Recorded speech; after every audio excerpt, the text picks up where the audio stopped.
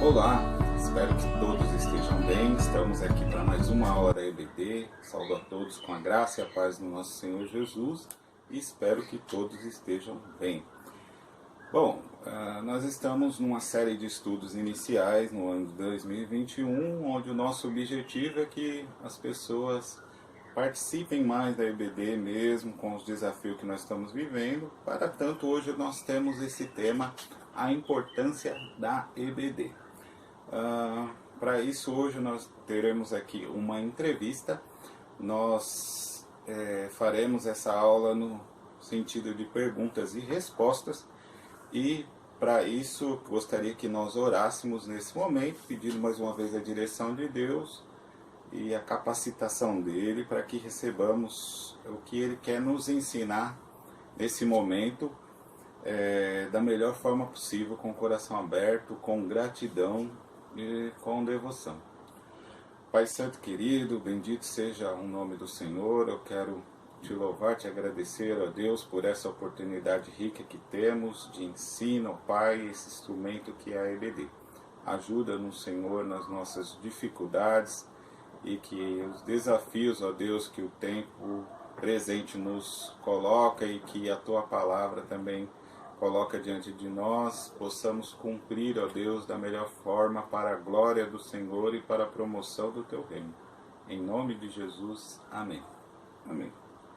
Então, como eu disse, nós faremos hoje a nossa aula no sentido de perguntas e respostas. E para começar, eu gostaria de fazer a primeira pergunta. A EBD, como nós vimos lá na primeira aula, ela é muito antiga, né? Ela tem quase 3 séculos, se a gente for contar lá dos primeiros trabalhos que aconteceu na Inglaterra. E também aqui no Brasil ela tem já aí o seu tempo. E essa EBD, que é muito antiga, ela ainda hoje tem a mesma importância? Ela ainda é tão importante? Sim, eu digo que sim, com toda certeza. A palavra de Deus, ela é atemporal, assim como Deus o é.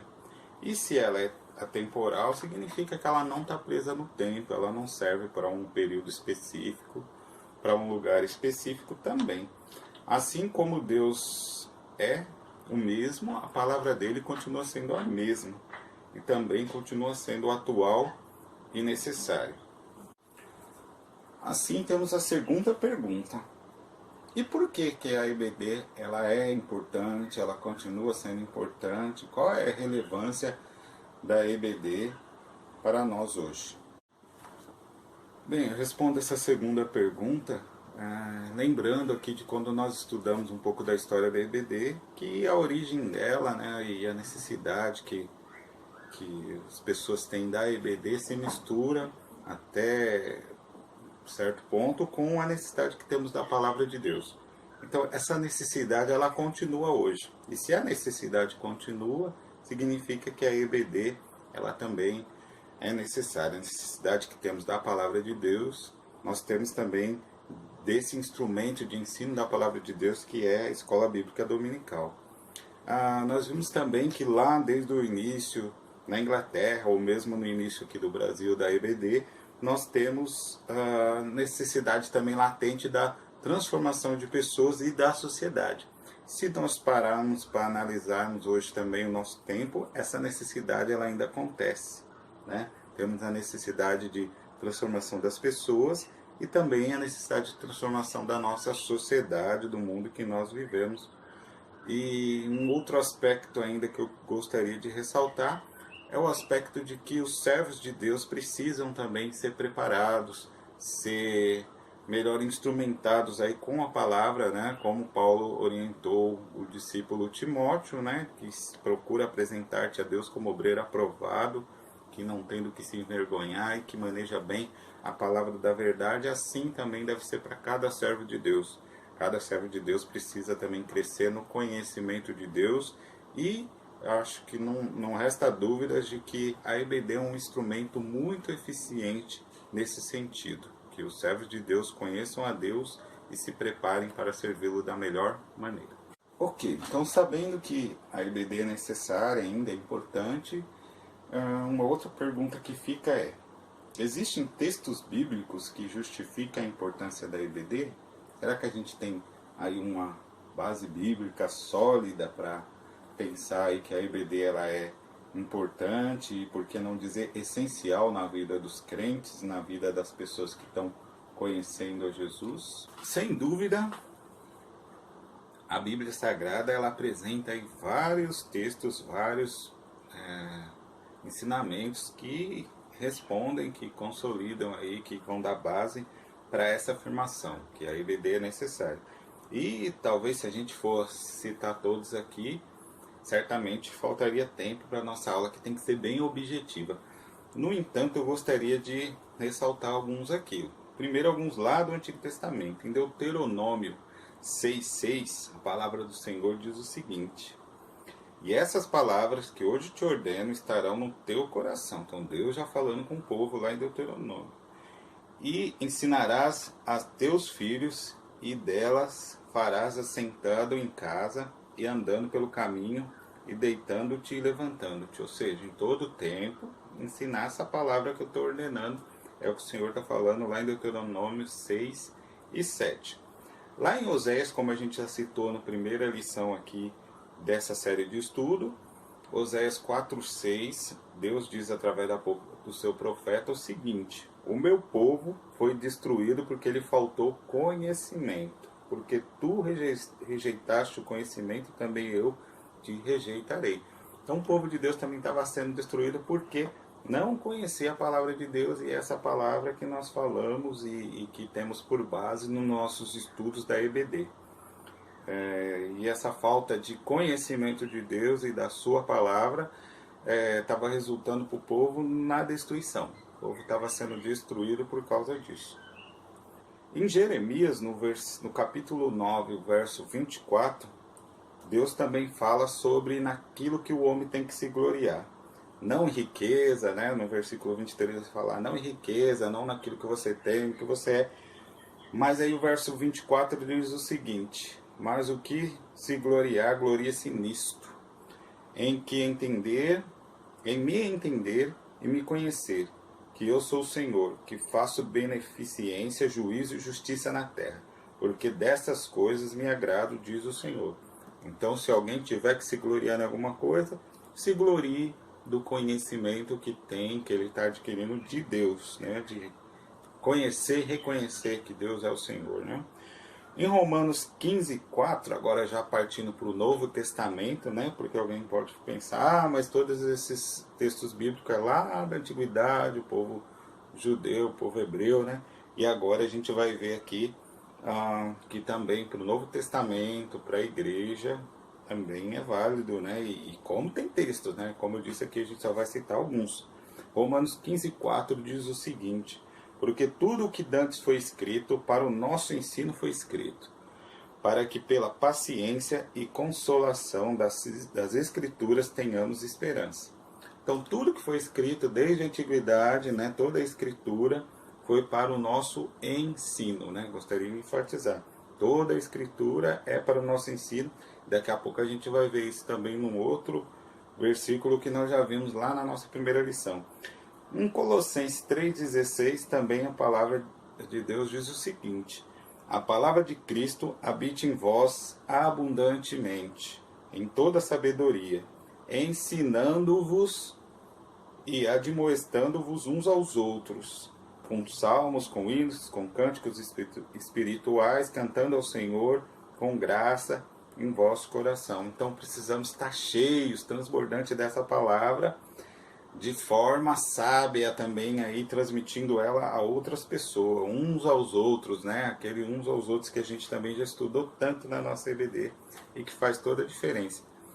E já concluindo aqui, o versículo que eu disse que gostaria de lembrar é 2 Timóteo 3,16. Toda a escritura é divinamente inspirada e proveitosa para ensinar, e vou ficar aqui só com a parte A, mas a gente sabe que além de ensinar, ela serve para corrigir, enfim. E João 7,14, que vai nos dar o exemplo de que Jesus também ensinava, né? E a gente tem vários textos, mas eu escolhi esse aqui, João 7,14, que diz: mas no meio da festa subiu Jesus ao templo e ele ensinava. Então temos aí um vasto repertório de textos bíblicos para justificar a nossa a questão do ensino através da EBD. Ok, então sabendo que a EBD é importante, continua sendo importante para os nossos dias e que isso tem base bíblica também, né? O conhecimento da Bíblia, da Palavra de Deus, ele é muito importante ainda no nosso tempo. Então, sabendo de tudo isso, uma outra pergunta, uma quarta pergunta. E nesse tempo de pandemia, distanciamento social, né, fechamento da igreja em alguns períodos, como fica a IBD, né? Suspende, não suspende, a IBD continua por meios online, tem a mesma eficiência, como que fica tudo isso? Bom, eu diria que a IBD ela continua sim muito necessária nesse tempo que a gente está vivendo, né? É claro que, como em tantas áreas da nossa vida, no trabalho, nos estudos, a gente está passando por adaptações. Penso que também na igreja isso está acontecendo, né? A gente está tendo que se adaptar a como as coisas estão acontecendo, as dinâmicas diferentes, enfim, e a gente que organiza também as nossas aulas também está passando por esse desafio, né? A adaptação de ver quais são as melhores formas. E é claro, a gente está buscando, com os meios que a gente tem, atender a toda essa necessidade que temos da EBD, do ensino da palavra, que é tão relevante para os nossos dias. Mas para isso a gente conta com a participação dos irmãos, com a interação, e para isso é necessário que toda a igreja se envolva, que os irmãos participem, que os irmãos deem sugestões, que as pessoas assistam os nossos vídeos e coloquem aí nos comentários aí, nos comentários pode colocar sugestões, pode comentar realmente o texto, pode colocar perguntas e a gente vai tentar, à medida do possível, responder.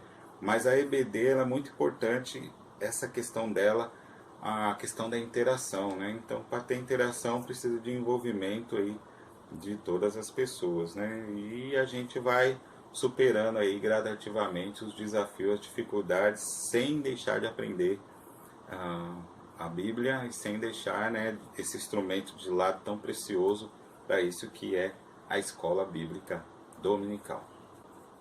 Para finalizar, uma última pergunta, pegando o gancho aí nessa questão do contexto que a gente está vivendo de pandemia, distanciamento social e fechamento da igreja. A gente tem aí um vasto material de pregação na internet, né? Pessoas que pregam, mas mesmo quando a igreja está ativa, essa pergunta também pode surgir em termos presenciais, né? A pregação pode substituir a EBD, ou seja, o púlpito, que também não serve para ensinar, e o que é ensinado de lá não pode de alguma forma substituir a EBD, ou seja, será que a EBD não pode ficar aí em algumas igrejas, de repente o pessoal entender e falar, não precisa da EBD porque a gente tem pregação, inclusive pregações de ensino, né, e de exortação. Existe essa possibilidade da pregação substituir a EBD? Bem, eu diria que não. Essencialmente, tanto o ensino bíblico da EBD quanto o púlpito, a pregação, eles têm o mesmo caráter, né, que é promover o reino de Deus, a glória de Deus, aqui na terra com vista no céu e na eternidade. No entanto, há especificidades. Quando a gente fala da pregação, a gente está falando do profeta, o pastor, o pregador que recebe a palavra e transmite de forma unidirecional. Quando a gente fala do ensino, a gente está falando do mestre, do professor, que fazendo aí o uso da aula dá liberdade para que as pessoas deem a devolutiva, que pode ser dúvida, que pode ser experiências, informações que vai ser agregado ali com o que está sendo tratado, pode ser observações, enfim, diversos aspectos. Então, o ensino bíblico, por meio da EBD, ele não pode ser substituído aí de forma nenhuma pelo púlpito, né? Eu diria que são coisas complementares e não concorrentes. Bom, assim nós encerramos, espero que vocês tenham gostado e mais do que isso, que tenham aprendido, crescido aí com essa nossa aula, né, a auto-entrevista aqui, e que seja bênção na vida de cada um de vocês. Orem comigo nesse instante. Pai querido e soberano, louvamos ao Senhor, ó Deus, por essa oportunidade. Que essa reflexão, Senhor, não fique só em nossas mentes, mas também encontre lugar no nosso coração e que resulte em frutos para a glória do Senhor, ó Deus, em nome de Jesus, amém. Então, tchau, Fiquem com Deus e que o Senhor proteja e guarde a cada um.